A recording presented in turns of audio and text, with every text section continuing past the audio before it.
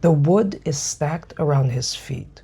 In front of him, close enough that the man can feel his breath on his face, stands a friar. He's reading from a scripture in a language the tied-up man doesn't speak. There's an executioner nearby. He just stands there, observing and waiting. The friar finishes his words and explains. There is still time. Accept the Christian faith. The prisoner looks at him. He has one question. Do Christians go to heaven? Yes, says the friar. The man thinks about this for a moment. He has spent the last decade watching what Christians do. He has watched them work people to death in gold mines. He has watched them burn villages. He has watched them set dogs on children. He has watched an entire civilization get destroyed in the name of a God of peace. He tells the friar, I would rather go to hell, so as not to be where Spaniards are, so as not to see such cruel people. Then they light the fire. His name was Hatuey, and almost everything we know about him comes from one man, a Spanish priest named Bartolomé de las Casas. He was there and watched Hatuey burn, and he spent the rest of his life trying to make Spain understand what it had done. Now, it's good to note that Las Casas is not a neutral witness. He came to the Caribbean as a colonizer. He owned land and he used Taíno for labor. Something changed him though, and Hatuey's story was part of what did it. So when Las Casas writes down Hatuey's words, he's writing as a witness, as a penitent, and as a man who wants to make an argument. That doesn't make the story false, but we are reading the events through one particular pair of eyes. With that said, here's what Las Casas saw. Hatuey is a cacique, which is a Taíno chief, from what the Spanish called Hispaniola and the Taíno called Haiti. The island Columbus stumbled onto in 1492, thinking he had found Asia. What follows after Columbus lands is the systematic destruction of every single Taíno kingdom on that island.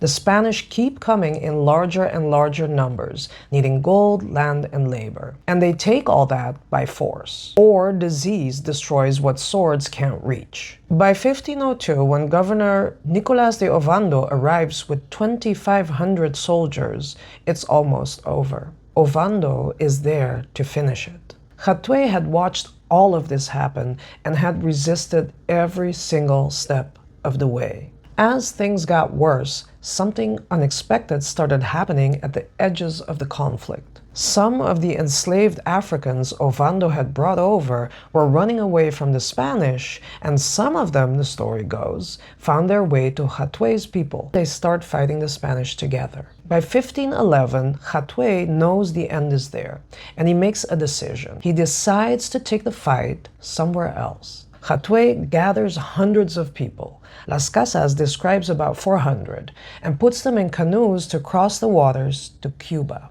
You see, Cuba at that point had not been conquered yet, but the Spanish are on their way, and Hatuey knows exactly what that means, but the people of Cuba don't. He wants to warn them and organize them to get everyone ready before the Spanish storm hits. His party lands on the eastern coast of the island, where he speaks to the chiefs and leaders. Hatuey holds up a basket of gold and jewels. This, he says, is the God that the Spanish worship. For this they fight. For this they kill.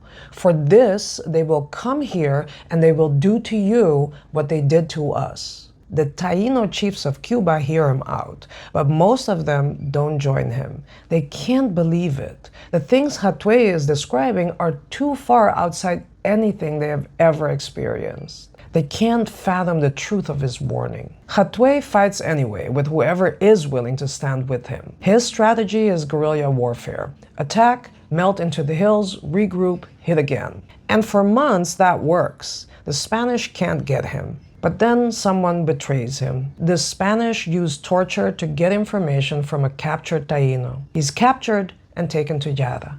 They stack the wood and they send in the friar.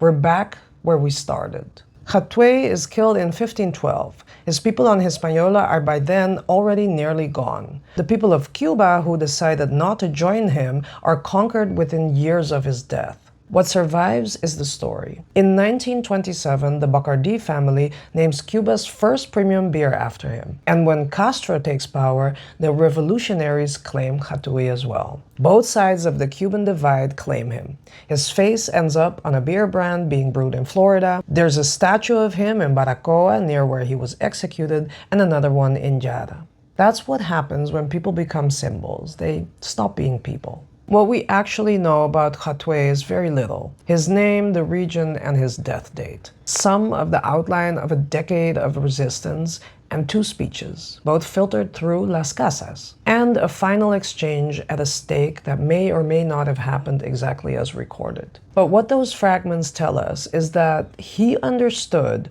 with absolute clarity what was being done to his world and why, and he tried to stop it. He tried to warn people who couldn't yet see it.